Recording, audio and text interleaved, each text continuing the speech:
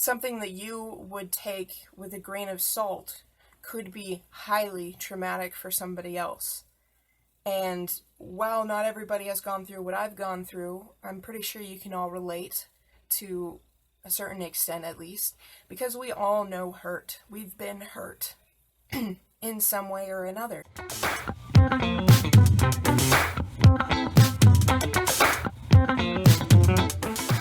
If you can only support creators who provide value and make you think, please consider contributing to my Patreon page the next time you watch one of my videos. Hello everybody and welcome. Today I wanted to talk about life-defining moments.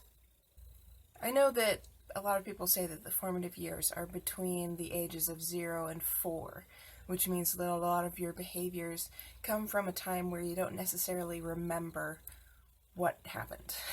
At least I don't.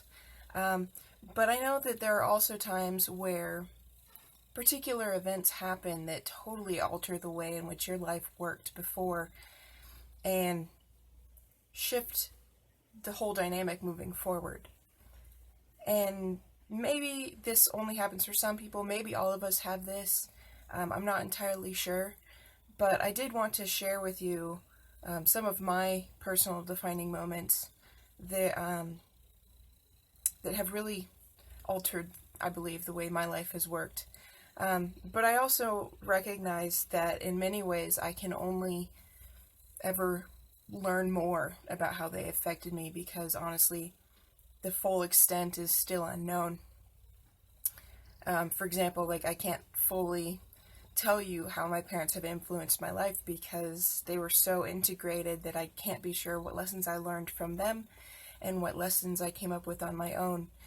But I know that I've talked about my dislike of jobs on many occasions, and I've been doing some reflective work on some of my defining moments, and I believe that this kind of psychology may come from a defining moment in my life, which was one of two major losses that I faced. When I was 7, I lost somebody that I considered to be a sister. She was in high school at the time, an exchange student from Germany, and I don't remember much about our time together, but I do remember that I loved her, and that's pretty much all I remember about that. But I know that she died very suddenly, and it was from a brain tumor. She died in her sleep, and I found out about it about 2 weeks after my birthday, which was about 2 weeks before my new little sister was born. And that was about 2 weeks before 9/11. So within a 2-month period, a lot had changed. And while it might not be normal for a 7-year-old to take a sudden death and have it alter their life so completely and make them, kind of adopt a philosophy of you only live once kind of thing so dramatically, but I wonder how much the repercussions of 9/11 on society affected that internal lesson that I'd learned through the death of somebody that I knew. And I remember that when 9/11 actually happened, I had no clue what had happened. I don't even think I knew that 9/11 had happened, which is why I don't define that as a traumatic time in my life. Other than I was dealing with the death of a sister and the birth and process of getting to know a new one at the same time. But my guess is 9/11 and the repercussions it had on all of society probably enforced my concepts, like enforced the understandings that I had come to after death of that sibling. And I think everybody, when they face a death like this, usually is going to go through a time of, re-embracing their passion, re-embracing life, living life to the fullest, doing the things that they really care about, putting other things to the wayside because they're not really important to them, and so on. And I think that I was no exception in that particular instance, but because it was followed up by a societal trauma and lesson of a similar kind, it was deeply ingrained in my psyche, which meant that now here I am, almost 25, you know, and I have this whole concept in my head that just, it's there. I can't change it now. It's been ingrained for so long. You know, I can't not be this individual. And I often wonder, well, how much of this was me and how much of this was influence?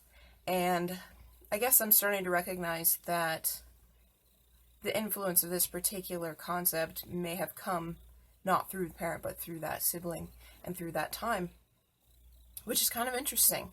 You know, I didn't realize how much her death still impacts me today. And what's interesting even more is that had she lived, more than likely we wouldn't be close anymore, because, you know, she'd be in Germany and I wouldn't have really talked to her since I was 7, and she would just be, you know, a presence in my life who I have fond memories of but don't really have a day-to-day interaction with. So it's humorous knowing what she probably would have been and comparing that to the impact that she actually had in her death. And it's weird that she probably had a bigger impact through her death than she did, or than she would have in life in my particular environment. It probably would have been the other way for many people that she was close to. But for me in particular, that was definitely the case. Now, I know that a lot of people would probably look at my childhood and go, well, you didn't really suffer that much. You know, you had a pretty normal childhood. And I think that's probably true. But I also know that some people would look at the things I went through as a child and be like, oh my gosh, you had a crazy, challenging childhood, and I don't understand how you could be the person you are right now. But I do know that, as sad as it is to say, many people who start down the spiritual path and the personal development path often do so because of a severe trauma. And I definitely think that my journey in this direction started probably around the time I was 7. I've always been told that I'm too young to have the opinions that I have, and that very well might be the case because I had to face mortality really young. And I'm not the only person who's had to do that. But I am the only person who has been impacted in my way by it, because somebody else could go through a similar event and feel differently. And this is why concepts like this are really important to talk about, because that kind of leads me to my second great loss, which was actually the loss of a friend, and it was not through death. It was a choice that he made in my freshman year of high school. And I remember so many people telling me that it wasn't a big deal and that I should just let it go and that I shouldn't care anymore and that I should seriously just move on and forget about it. And I remember feeling extremely belittled by those kinds of statements, where it was essentially like hearing that my emotion played no part. Like, I wasn't allowed to be upset by this event, by this occurrence, and by this loss. And maybe not everybody would be. Maybe friendship to some people is not as impactful as it is to me. But as somebody who really wants to put my heart out on the line pretty much every day, I was highly dedicated to that relationship. And when it ended, it was very much like losing my sister all over again. Except this person chose to leave, which hurts in ways that, you know, I don't even know how to process, because, you know, to love somebody like that and to have them leave is very traumatizing. And I'm sure many of you have been through breakups and you know this. And possibly you're looking at me going, well, he was just your friend, you know, like, why does it matter that much to you?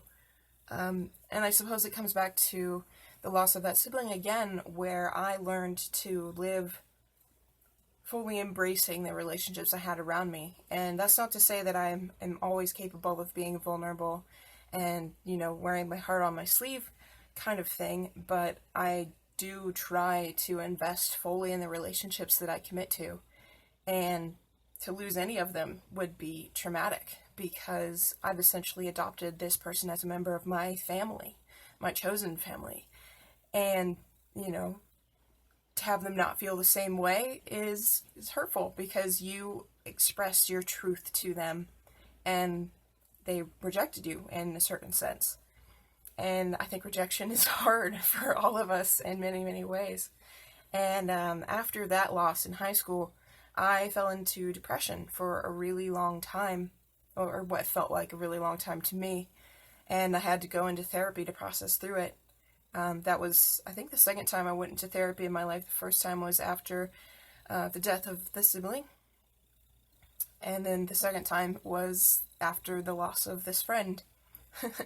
And I really had to start processing through emotions and start looking at the judgments I had about myself and what I believed caused that kind of breakup.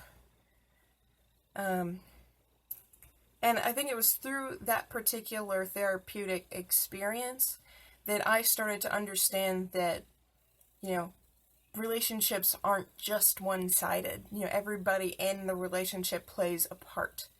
And if the relationship falls apart or breaks down, it's not necessarily your fault, and it's not necessarily the other person's fault either. It could just be incompatibility in some way. So you don't have to be cruel or hurtful or mean to yourself or to others, because you simply cannot know what life would have been like otherwise. So, with the loss of this friend, I still at times wish that he was a part of my life. He really was to me a brother. And, I felt his loss very strongly. But I also recognized that when we stopped being friends was during high school. And during high school, you're starting to explore the romantic aspects of relationships and whatnot. And for many, it's challenging to maintain friendships with members of the opposite sex when you are also integrating romantic feelings and whatnot into the situation. So I can't know what was going on in his head, and I can't know to what degree I might have played a part, or to what degree it was merely the time, or whatever the situation may be.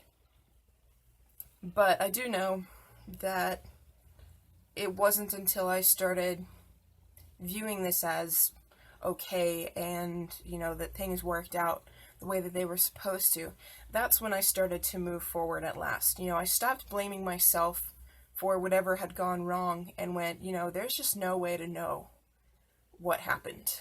And it doesn't help for me to antagonize myself with judgment because of this loss. I can mourn and I can be sad, but it doesn't help for me to judge. So when it comes to your own personal trauma and the traumas of others, try not to belittle them and tell them that what they're feeling is not legitimate, because you never know how an event might affect somebody. Something that you would take with a grain of salt could be highly traumatic for somebody else.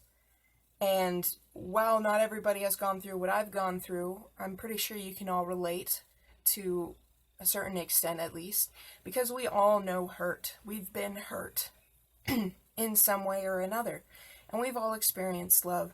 So there are kind of two sides to this. One, if you're feeling alone in your emotions and you believe that nobody can understand what you're feeling and where you're coming from, allow yourself to let other people back in, and to accept that while they might not know the specifics of your situation, they can understand the emotions you're feeling and can help you process through them. Now, you do have to be careful about what people you let in, because, as I said, there are some who will judge you for feeling the way that you do, or not reacting the way that they expect you to, given the situation. But it's also very helpful when somebody understanding comes out and helps you process through these things and listens to what you're saying and validates what you're feeling and tells you that it's okay. You need that individual that can be your rock and that can kind of guide you out of the darkness. They can be the light at the end of the tunnel that shows you you're heading in the right direction. And then on the other hand, if you're feeling upset about something that other people tell you you shouldn't be upset about, don't belittle your own emotions. You're allowed to feel upset. You're allowed to be angry, you're allowed to be hurt, and you're allowed to mourn. Nobody has the right to judge you for your feelings and for how an event affects your life, including yourself. Your heart is unique, your soul is unique, and the traumas that you face are going to be yours. It's okay for you to feel however you need to feel in order to process them. And I know that this isn't going to be an easy thing to do. Emotions aren't exactly predictable or, easy to understand. Sometimes I don't know why I feel the way that I feel. Many times when that happens, I try to go into meditative states so that I can process through them and figure out what exactly triggered it. But as somebody who tends to pick up the emotions of other people, there are many times where I feel an emotion that has absolutely nothing to do with my particular life. And for that reason, I understand that other people might have the same situation where the emotions you feel might not be directly related to your particular circumstances. But because you have them, you still have to process through them. And I know that for me, through these traumas, I've learned to process emotions rather quickly, which usually means that something traumatic happens and I break down immediately and I cry it all out in rather rapid time. And then I move on because, carrying that trauma around doesn't benefit me. And what's humorous is I've actually been judged for this as well, where people believe that I should be traumatized still by things that have happened in my life or by circumstances that aren't particularly mine to deal with, but have happened to somebody that I care about. I've been told on several occasions that I should be more upset about certain things. And to be honest, this hurts just as much as when somebody tells you that you shouldn't be feeling certain things. Because it's kind of like they're saying that what you're doing is wrong. And that's not the case. What you're doing is entirely unique to you. The way you react to something is not the way that somebody else will react, and that's okay. So maybe we should all just take a breath and allow ourselves to process things the way that we need to. You're not going to look the same as somebody else in any regard. There might be similar aspects, but you're you and they're them. And your life is completely unique to you. So live it that way. Don't accept the judgment of others that what you're feeling is illegitimate or that what you're not feeling is illegitimate. You're allowed to be whoever you are. And it's a long journey, and I'm not sure it ever ends. The path to the true and authentic you is a challenging one at times. And there are often moments where part of you isn't willing to move forward yet. And knowledgeably, you think, yes, I should be there. I should be moving forward. But there again, it doesn't help to judge yourself. So stop it. But I think that's all that I have to say today. I hope you enjoyed this video. I hope you learned something. And if you're struggling with some of these things, I hope you know that what you're feeling is completely legitimate and that you're allowed to feel what you're feeling. It's actually a good thing that you're feeling what you're feeling because you're working through it.